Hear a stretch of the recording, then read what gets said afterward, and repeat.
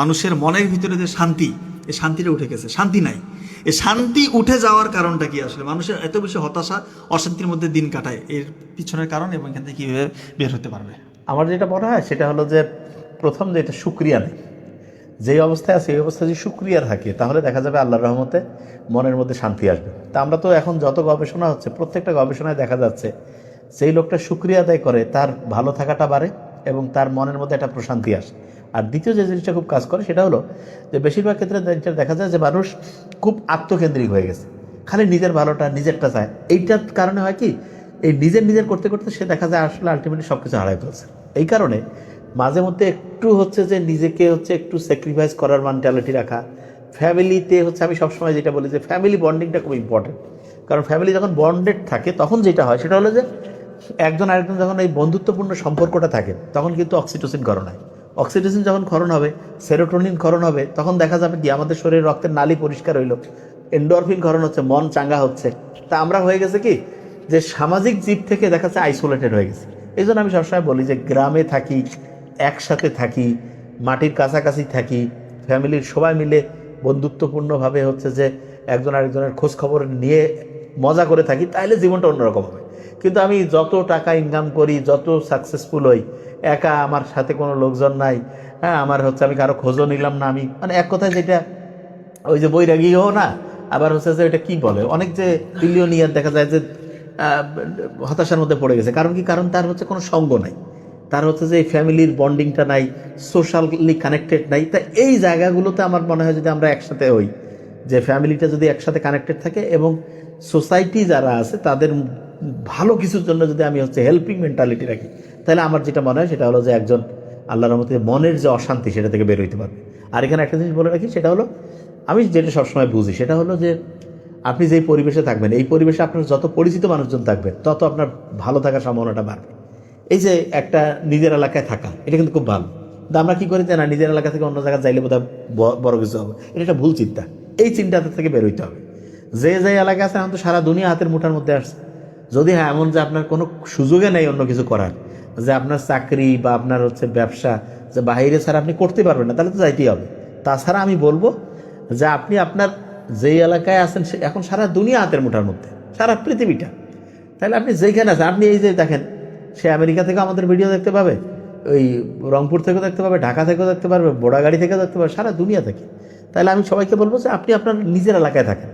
একটা লোক ধরো যাক ঢাকায় থাকতেছে, সে 50,000 টাকা ইনকাম করতেছে, সে যতটা শান্তিতে থাকবে, গ্রামে একটা লোক যদি 20,000 টাকা ইনকাম করে তার চেয়ে ভালো থাকবে।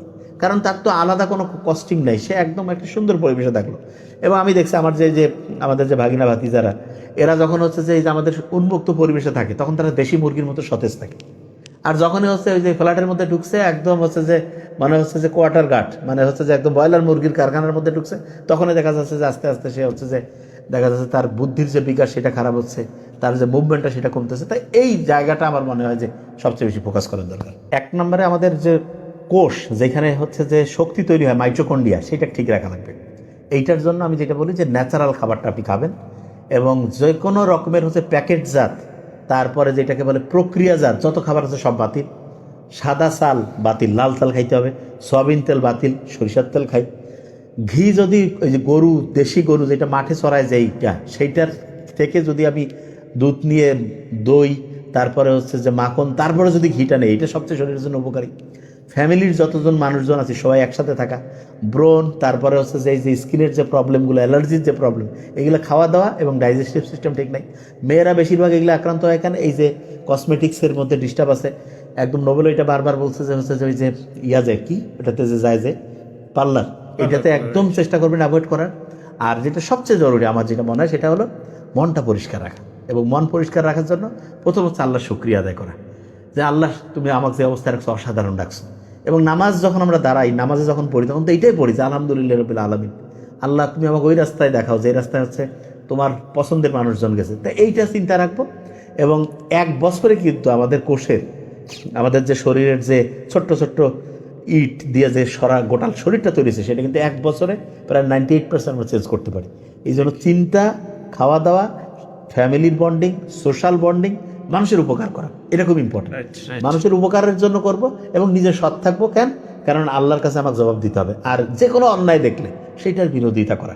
একটা জিনিস খেয়াল করবেন, আপনি যা কিছু ভালো এইটাকে আপনি উৎসাহিত করেন, যা কিছু খারাপ সেটাকে প্রতিবাদ করেন। এইটা যদি আমাদের মধ্যে চলে আসে, ইসলাম তো চাইছে মানুষ সবাই হচ্ছে উন্নতির দিকে যাক, সবাই হচ্ছে ভালো থাক, এবং এই পৃথিবীটা হচ্ছে একটা পরীক্ষার সেন্টার। এইখানে আমরা কীরকম পরীক্ষা দিচ্ছি, কীরকম করে পরীক্ষা হচ্ছে যে কাটাচ্ছি, এইটার উপরে সারা জীবন পরকালটা ইনশাল্লাহ আমাদের নির্ধারিত হবে। Thank you so much. একজন মনে হয় প্রশ্ন করছে যে পড়া মুখস্থর মানে এটার ক্যাপাসিটি কিভাবে বাড়ানো যায়। আচ্ছা, খুব সহজ জিনিস। পড়ার জন্য আমার আগে ব্রেইনটাকে পরিষ্কার করতে হবে। তা ব্রেইন পরিষ্কার মানে ব্রেইনে কোনো ভাইরাস রাখা যাবে না। কীভাবে ভাইরাস রাখবো? প্রথম যে জিনিসটা, 1 নম্বর ভাইরাস, সেটা হচ্ছে আমার চিন্তা। অনেকেই চিন্তাই করে যে আমার পড়া পথে খেয়াল থাকবে না, তাইলে শেষ। তাহলে আমি চিন্তা করবো আমি যা পড়বো ইনশাল্লাহ আমার প্রয়োজনীয় জিনিস খেয়াল থাকবে, যা পড়বো প্রয়োজনীয় জিনিস খেয়াল থাকবে, এটা 1। 2 নম্বরে কি, আমি যখন পড়বো, পড়ার ক্ষেত্রে আমি লিখবো, লেখাপড়া, এবং লেখার ক্ষেত্রে নীল কালি দিয়ে লিখবো, নীল কালি দিয়ে। এবং তার সাথে ব্রেইনে তো রাখতে হবে তথ্যটা। তা ব্রেইন কিন্তু পানি হচ্ছে প্রায় 79 থেকে 80%। এই জন্য কুসুম কুসুম গরম পানি পর্যাপ্ত পরিমাণে খাবো। তারপরে কি করতে পারি, একটু মধু খাবো, কারণ কি মধুটা আমাদের ব্রেইনে যে সিএসএফ আছে সেইটাকে হচ্ছে পুষ্টি দেয়। তার মানে হচ্ছে বলা যেতে পারে মধু, পানি এবং কুসুম কুসুম গরম পানি, তার সাথে বুক ভরে শ্বাস নিব, ছাড়বো, দেখা যাবে যে আল্লাহর রহমতে আমাদের যে ব্রেইনের মধ্যে যে রক্তর সার্কুলেশনটা সেটা ভালো হবে। এবং ঘুমাইতে হবে ঠিকভাবে। যে কোনো কঠিন পড়া যদি পড়তে চাই তাহলে কি করব, ঘুমটাকে স্যান্ডউইচের মতো বানাবো। মানে একটু পড়লাম, ঘুমাইলাম, আবার পড়লাম, তাহলে ঘুমটা পড়াটাকে শর্ট টার্ম থেকে লং টার্ম মেমোরিতে রিজার্ভ করবে। আর অবশ্যই অবশ্যই যদি এই কাজটা যদি করি, সেটা কি, সেটা হলো যে পড়ার আগে যদি পারি একটু সূরা ফাতিহা পড়লাম, বা একটু হচ্ছে যে ওটাকে কি বলে, একটু কোরআন পড়লাম, কিংবা হচ্ছে একটু নামাজ পড়লাম, পড়ে শুকরিয়া আদায় করে ব্রেইনে আলফাবেট তৈরি করলাম। এবং পড়ার ক্ষেত্রে আর্লি মর্নিং, ধরো যাক ভোর 3টা 4টা থেকে শুরু করে যত হচ্ছে যে যে ওটাকে যেটা বলে যে একদম আর্লি মর্নিং যদি আমি হচ্ছে পড়তে পারি, তাহলে 1 ঘন্টায় দেখা যাবে 4, 5, 6 ঘন্টার পড়া ইনশাল্লাহ আমরা পড়তে পারবো। তো পড়ার ক্ষেত্রে এই মৌলিক জিনিসগুলো যদি আমরা মোটামুটি মাথায় রাখি, ইনশাল্লাহ পড়া অসাধারণ হবে। আরেকটা জিনিস এখানে বলে রাখি, যাই পড়ি সেটা কিন্তু লিখতে হবে, এবং ওই লেখা পয়েন্টগুলো বারবার হচ্ছে রিভাইজ করতে হবে। ইনশাআল্লাহ পড়া তখন শর্ট টার্ম থেকে লং টার্ম মেমোরিতে রিজার্ভ হবে। আর রাতের ঘুমটা কিন্তু খুব ইম্পর্টেন্ট। 7 ঘন্টা 7.5 ঘন্টা ঘুম পড়াকে শর্ট টার্ম থেকে লং টার্ম মেমোরিতে রিজার্ভ করার ক্ষেত্রে অসাধারণভাবে কাজ করে। ধন্যবাদ। তাহলে আসলে আপনাদের অসংখ্য ধন্যবাদ, আপনারা এতক্ষণ ধরে ছিলেন। আর কয়েকটা কোশ্চেন করেছে, 2-1টা আমি জাস্ট 1 মিনিটে শেষ করে দিই। যে শরীর খুব বেশি দুর্বল লাগে, এক্ষেত্রে কোন পরীক্ষা করতে পারে? শরীর যদি আসলে খুব বেশি দুর্বল লাগে, যে সব খাওয়া দাওয়া ঠিক আছে, সবই ঠিক আছে, এরপরও যদি দুর্বলতা থাকে আপনার, সেক্ষেত্রে একটা সিবিসি করবেন, আপনি ভিটামিন ডি লেভেলটা দিলেন, আরবিএস দেখলেন, আর সর্বোচ্চ থাইরয়েড টেস্টটা করতে পারেন। এটা করলে আপনি মোটামুটি বুঝতে পারবেন যে কোনো সমস্যা হচ্ছে কিনা। ঠিক আছে, এই বিষয়টা মাথায় রাখেন। আর হচ্ছে উচ্চ রক্তচাপ কি একবারই বুঝতে পারবো কিনা? আসলে এক সিটিংয়ে কখনোই আমরা উচ্চ রক্তচাপ এটাকে ডায়াগনোসিস করি না। এটা আমরা কয়েকবার মেপে দেখি, এবং এটা মাপারও কিছু নিয়ম আছে।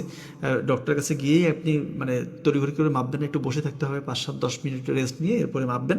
যদি বেশি হয় মানে উচ্চ রক্তচাপটা কখন বলছি আমরা, যে আমার 110-এর উপরে, এখন মানে নিচেরটা, মানে ওই কী বলে আপনার হচ্ছে যে আগে ছিল 140/90, যেটা আগে বলতাম, এখন কিন্তু আপনার মানে এর নিচে থাকলে এটাকে আগে নর্মাল বলতাম, এখন কিন্তু নিয়মটা একটু অন্য হয়ে গিয়েছে। এখন 120-এর নিচে উপরেরটা, আর নিচেরটা হচ্ছে 80-এর নিচে।